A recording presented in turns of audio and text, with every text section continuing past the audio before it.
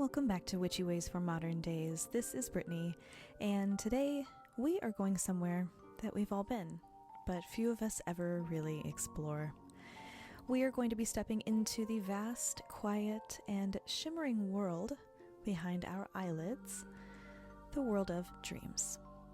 Every night we slip out of this waking life and into another one, a softer one, less defined by rules or by clocks or logic, a place where symbols speak, memories melt into imagination, and energy moves in shapes that we can't easily name.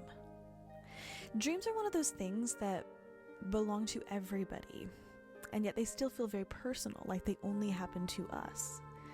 You can't hold your dreams, but they can hold on to you. You can't prove you've had them, but they can move you. Science can tell us when we dream, and even what parts of the brain light up, but it still can't exactly explain why we dream. Why some dreams shake us to our very core, why some seem to come true, why sometimes someone we've lost finds a way to meet us there. And that's where the magic begins. In that space between what is explainable and what is felt. So in today's episode, we will wander the in-between together. We'll talk about dreams as messages, as maps, as portals, and we're going to explore 4 big threads that weave through dreamwork. The first being dream walking, when you meet or speak with guides or loved ones who've crossed over.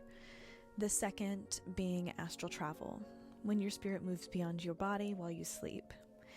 The third, premonition dreams, when visions start to slip through before their time. And lucid dreaming, when you wake up inside your own dream and realize that you can shape it. But before we dive into all that, I want you to take a breath, right where you are, in through your nose, and out through your mouth. Let the world get a little quieter just for a moment. Because dreamwork, real dreamwork, starts before you fall asleep. It starts with listening. When we talk about dreams, it's really easy to picture them as stories, a series of images your brain just throws together while you rest. And yes, part of that is true. From a biological perspective, dreams happen mostly in REM sleep, when your brain is almost as active as it is when you're awake. It's sorting through your day, processing emotions, creating little mental file folders. I like to think of this personally as like a little miniature version of the movie Inside Out. So I'll picture my little control board in my head, and I have all these little worker men filing all of the memory orbs. That's kind of how dreams work through our day. They're patching together pieces of our brain so that we can continue on in a healthy manner. But there is way more happening underneath that. Dreams are also how our deeper self speaks. The self that doesn't use language or logic, the one that feels in color and memory and archetype. It's your subconscious sending messages through symbols, and sometimes it's your soul reaching beyond itself, connecting with the unseen world or even with other people's energies. From a witch's perspective, or really just a spiritual one, dreams are the space between worlds. They're where the veil thins without ceremony, where spirits can visit, guides can whisper, and our ancestors can sit beside us again. When you dream, you are not bound by the same limits as when you're awake. You can move through walls, slip through time, talk to the dead, fly, change shape. The dream world is not an illusion. It's just another frequency. And you visit it every night, whether you mean to or not, and whether you remember it or not. And that's why it is such fertile ground for magic. Let's start with dream walking, because this is one of the most intimate and powerful forms of dreaming there is. Dreamwalking is when you intentionally connect with another being, a guide, a loved one, an ancestor, what have you, within the context of a dream. It can happen spontaneously, but it can also be invited. Think of it like opening a door in the middle of the night and saying, "If you have something to tell me, I'll be here." It doesn't truly take any special ritual to do this, though you can make one if you want to. It just takes clarity and consent, both your consent and theirs. Before bed, find stillness.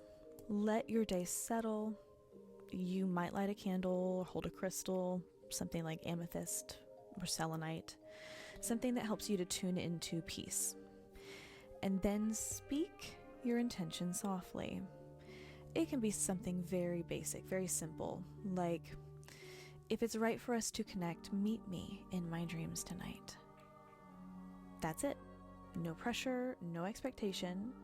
The act of asking opens the channel for you. When the meeting happens, it might not feel cosmic. You might just be sitting at a kitchen table with the person that you miss. You might be walking together down a path. You might be doing something completely ordinary, but it feels real. The air, the light, the feeling of presence. If you're truly paying attention, that feeling is unexplainable. Dreamwalking is love that finds its way through dimensions, truly. It is grief meeting us halfway. It's how our guides and ancestors remind us that death is a change of form, not an ending. One of the strongest times that this ever happened to me, that I'll never forget, my grandmother had passed a couple months prior, and I dreamt that I was back in her kitchen. I could feel the fluorescent lighting. I could smell the tea brewing. I could hear her hum. And I vividly recall seeing her look up at me. She smiled. It was a very knowing smile. It was a very different smile than she would have had in life. And she said something to me. Her mouth didn't move, but I heard her in my head. And she said, "You've been carrying too much." And that was it. That was it. It was just that. I woke up with tears in my eyes, but also this incredible sense of relief, like something heavy had been lifted off of me. And that's what dreamwalking feels like. It doesn't feel like a vision, not a memory. It feels like a visit. Another that I recall very strongly was coming to in the dream world in an airport.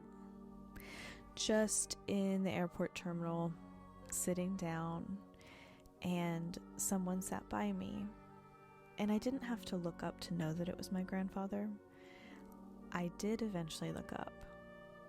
Now, I don't remember the words that he said to me because this was years and years ago. I was pretty young when this happened.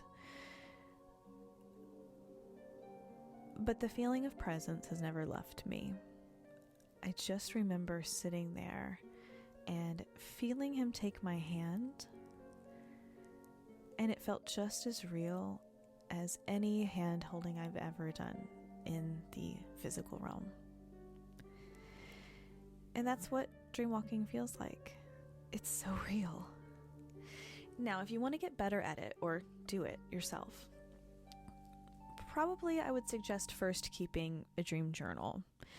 Write down whatever you remember as soon as you wake up, even if it's only a word or a color, a face you saw, a feeling.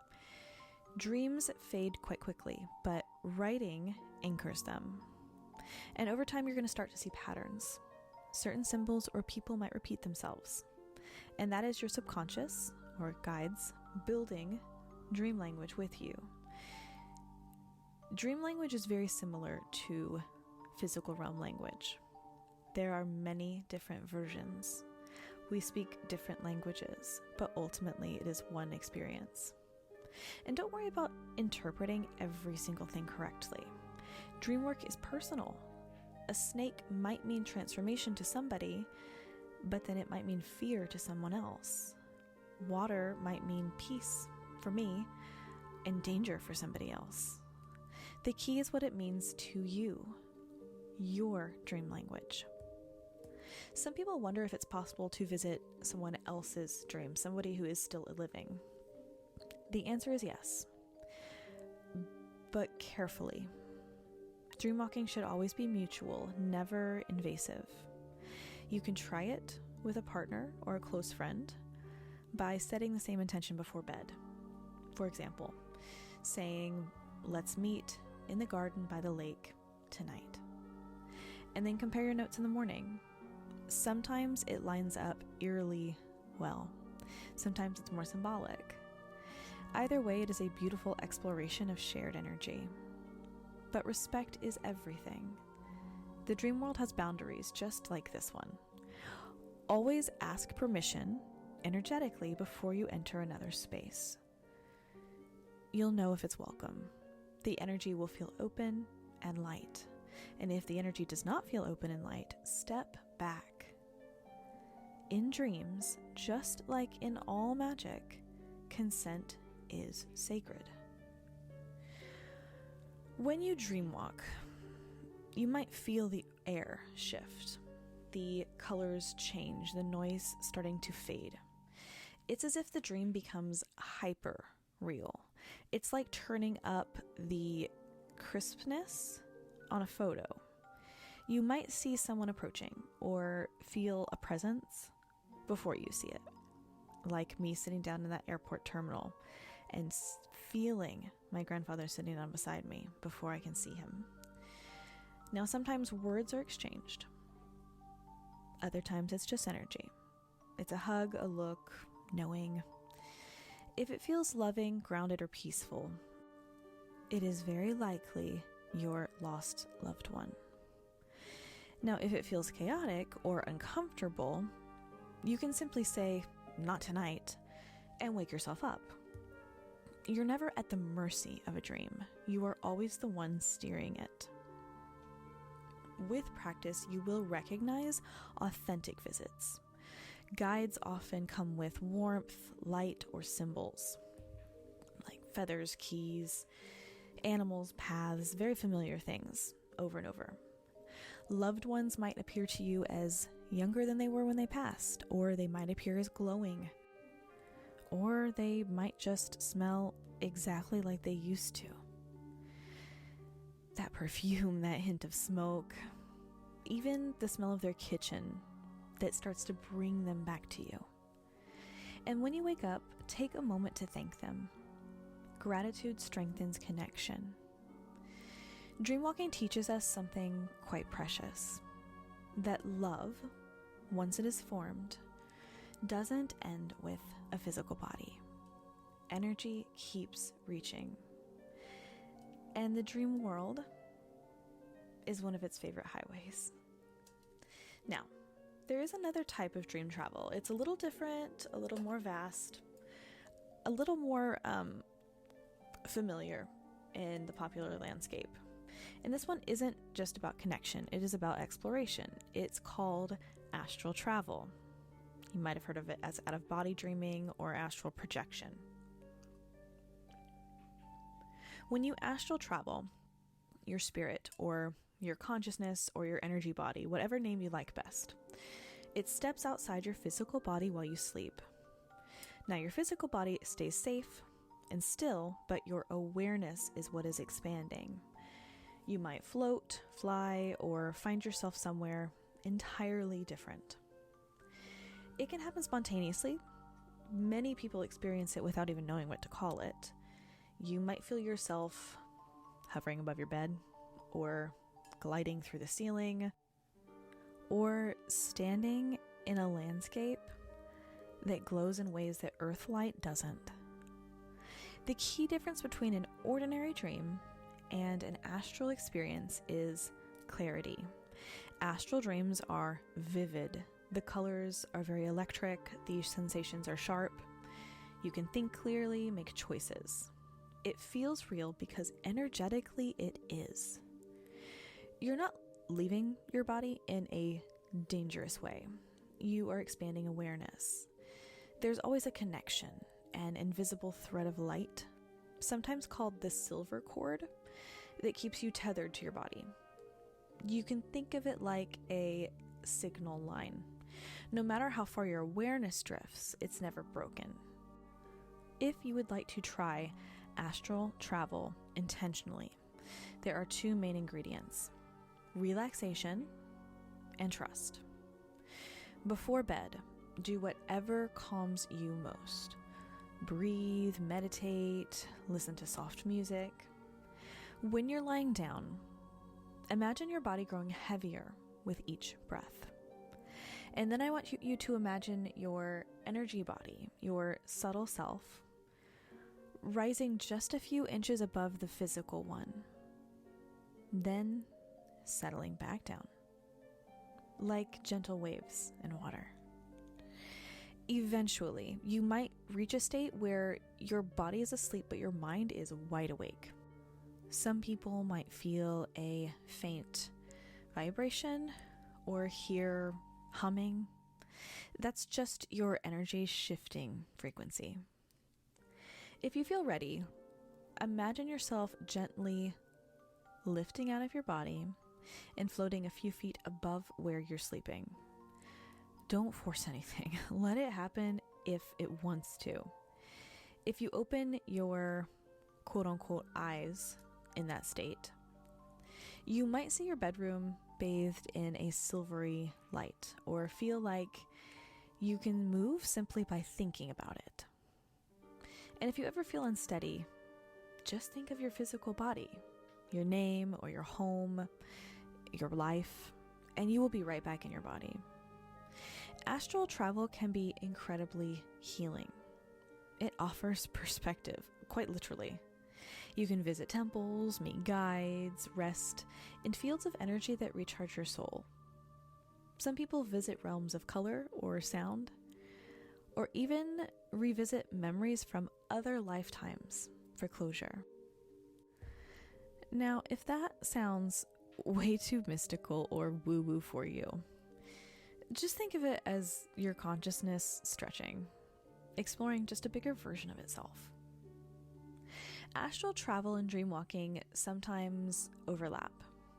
You might set the intention to visit a loved one, only to find yourself gliding through stars or standing in a glowing hall filled with sound. The universe tends to give you what you need, not always what you expect. And sometimes people who are deeply connected, family, soulmates, kindred spirits, will meet each other on the astral plane without planning to. They'll wake up with matching fragments of the same dream. And it's not a coincidence, it is resonance. Souls vibrating at the same frequency will always find each other, even in dream world. But remember, integrity matters here too. The astral world is vast and it's alive. It responds to your emotion, your intention, your respect.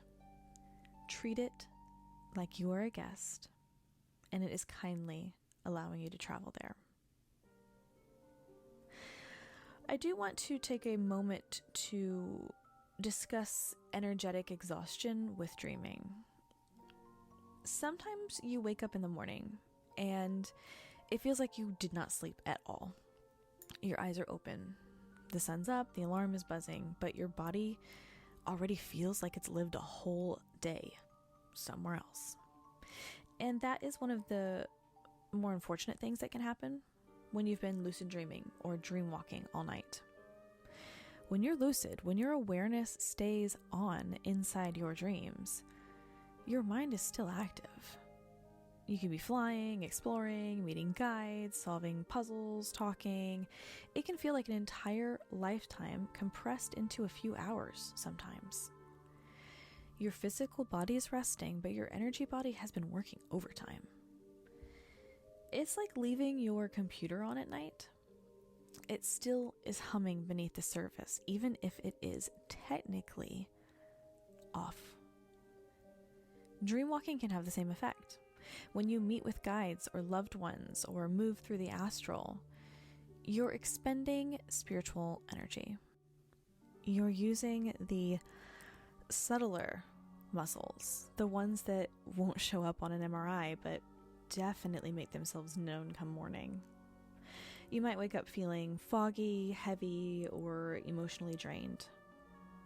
Sometimes your shoulders might ache, or your chest starts to feel tight, or you're just simply bone tired and it feels like it's for no reason.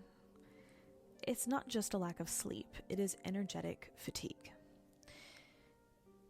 Here's the thing. Dream work is beautiful, but it is still work. It asks something of you. When you stay lucid or traveling, you're channeling energy through your system all night long. You're decoding, processing, integrating, sometimes healing.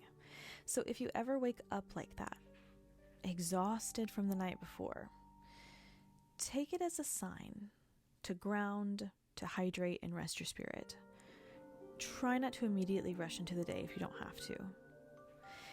Before you even sit up from the bed, place a hand over your belly and place a hand over your heart. Take a few slow breaths and visualize and picture any scattered energy returning home to you, any little pieces of yourself that might still be in different realms. Picture those little sparks of light finding their way back into your center. You can also run cold water over your wrists or take a salt bath to help discharge any lingering dream energy. Eat something grounding, root vegetables, drink tea, have honey, move slowly.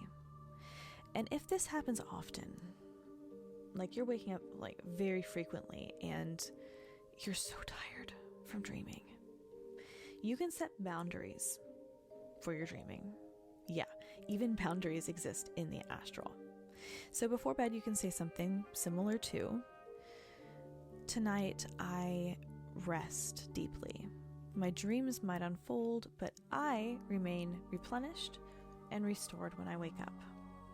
Or if you've been doing a lot of dream walking, you can add, "Only visits aligned with my highest good may come through tonight, and only in ways that nourish my energy." It's a gentle but very firm energetic contract.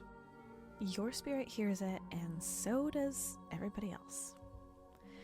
Some witches like to keep small pieces of hematite or black tourmaline on the nightstand to anchor themselves back into their bodies. Or they'll visualize a cord of light that connects them to the earth before they drift off. Other people will imagine closing the door to the spirit realm behind them in the morning. They thank it and seal it until the next night. Remember, being a lucid dreamer or a frequent dream walker doesn't mean you have to be on call every night. You're allowed to rest from the mystical too. Think of it this way. Every dream is a journey. Even the soft ones will take you somewhere. But you always deserve to come home, to refill your energy and wake up feeling human again. So if you've been waking up drained, it does not mean that you've been doing anything wrong. It just means that you've been traveling. And like any traveler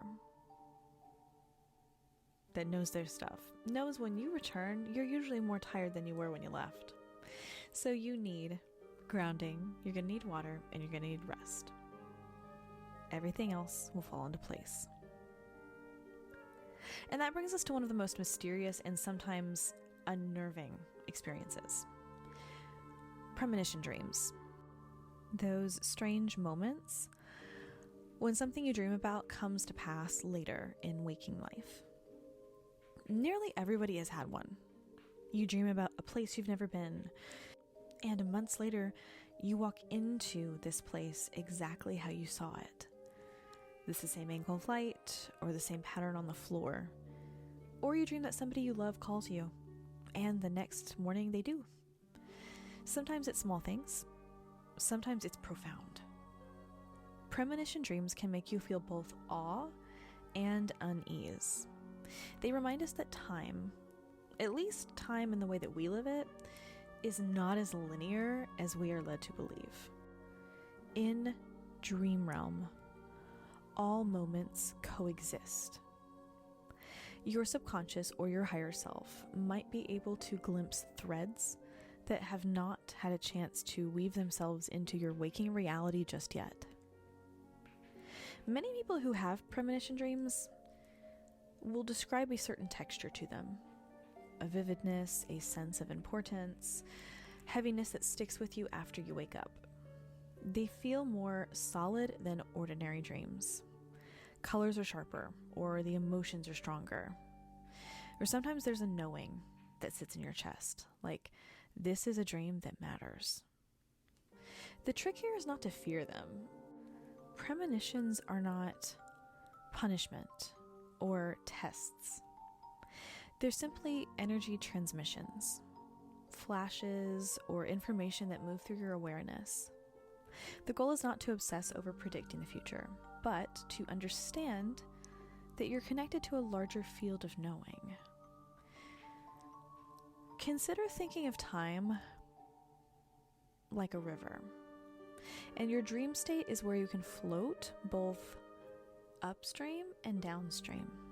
And sometimes you bump into things before they even surface. If you have a premonition dream that feels unsettling, maybe you saw something sad or scary, don't panic. Instead, write it down and then ask your guides for clarity and protection. You can say something like, if this dream was meant to help me, please show me how to use it. If it was only a reflection of fear, I'm releasing that fear now to you. You can also burn a small piece of paper with a symbol of the dream on it, as a way of saying, I've heard the message. Now I set the message free. Fire always has a way of transforming energy into something gentler. And not all premonitions are literal. Many are metaphorical. Dreaming of a flood might not mean an actual flood. It could mean an emotional overflow is coming your way. Dreaming of losing your voice might point to a situation where you will need to speak up. The language of dreams is symbolic. It's poetic. It's layered. So when you wake up from something that feels prophetic,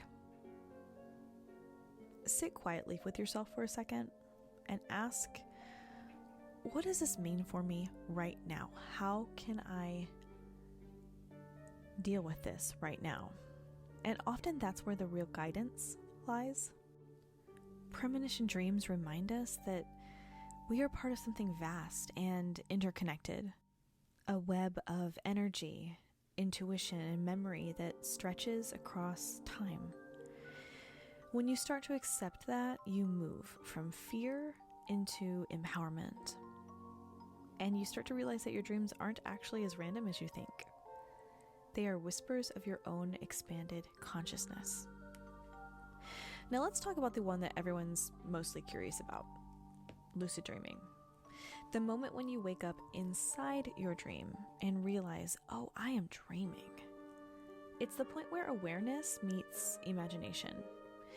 You can fly, breathe underwater, walk through fire, conjure doorways, ask questions and get answers. It's magic because you're in a world made of thought and you're aware of it. Lucid dreams can happen spontaneously, but you can also train yourself to have them. The practice is really about strengthening awareness and catching yourself in the act of dreaming. One of the easiest techniques is the reality check. Throughout your waking day, pause occasionally, ask yourself, am I dreaming? Now, I know you know that you're not dreaming at this point. This is the point. Ask yourself if you're dreaming, then look around you. Push your fingers through your palm. Try to see if you can push your skin into your skin if something unusual is happening. Glance at a clock. twice. In dreams, time and physics tend to warp. So looking at a clock, the clock's never going to be quite right. Pushing on parts of your body, bending parts of your body, there's going to be some warped reality going on. And when you make a habit of questioning reality when you know you're awake, the habit will follow you into your sleep. And then one night, you're going to ask, am I dreaming? And your consciousness is going to realize the answer is yes. When the moment hits, stay calm. Your excitement can wake you up. Take a slow breath and remind yourself, I'm safe, I'm dreaming, I can explore. You can use lucid dreams for anything. Healing, creation, communication, even rehearsal. If you want to face a fear, you can bring it into dream world and reshape it. If you want to practice confidence before an important day, try it in the dream world first. It is also a beautiful tool for spiritual growth. You can ask your subconscious, what do I do to heal? Or show me my higher self. Often the answer will appear symbolically. An animal, a room, a light, a person, follow it. Lucid dreaming is proof that consciousness is flexible, that we are not bound by one world, that our spirits know how to navigate many of them. And here's something fascinating. Lucid dreaming can blend into dreamwalking and astral travel. When you are aware that you're dreaming, you can choose to call in a guide or to travel to another realm. You might start flying and suddenly realize you've crossed into the astral. The boundaries between these states aren't fixed, they're just points along the same spectrum of awareness. And the deeper truth behind all of it, dreamwalking, astral travel, premonition, lucidity, is that dreams are not escapism, they're communication.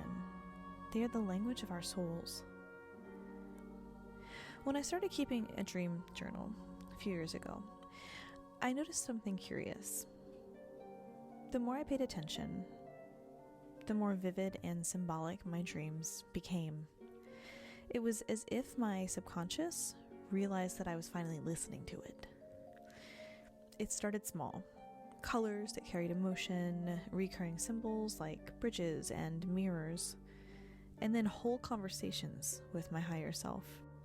Dreams where I would ask it a question and I'd wake up with the answer, not in words, but in understanding. That's what dream work does. It strengthens your relationship with your own intuition. You stop second-guessing your inner voice because you start to recognize its patterns. You start to feel the threads between the dream world and the waking one, and how one echoes into the other. If you ever feel disconnected from your dreams, try this small nightly ritual. Before bed, sit up. Close your eyes.